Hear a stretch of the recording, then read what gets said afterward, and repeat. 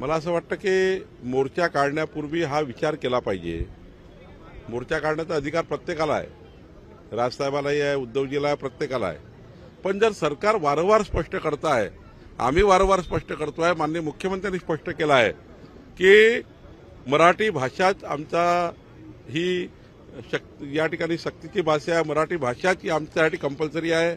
मराठी भाषेमध्येच आम्ही त्या ठिकाणी प्रत्येक म्हणजे उच्च न्यायालयाच्या निकालापासून प्रत्येक ठिकाणी या ठिकाणी मराठी भाषेचाच त्या ठिकाणी आम्ही या ठिकाणी कंपल्सरी केला आहे।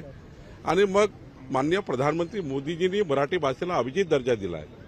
आम्ही वारंवार स्पष्ट करतोय, हिंदी ही आम्हाला त्या ठिकाणी ऑप्शनल आहे, इंग्रजी ऑप्शनल आहे। म्हणजे बघा, या देशामध्ये उत्तर प्रदेश बिहारमध्ये जर मुलगा गेला त्याला एखादी ऑप्शनल भाषा आली पाहिजे, हिंदी आली पाहिजे। त्या ठिकाणी देशात विदेशात कुणी गेलं तर इंग्रजी भाषा ऑप्शनल आली पाहिजे। म्हणजे 3 भाषा तरी आपल्या मुलांना पहिल्यापासून आपण शिकलेलो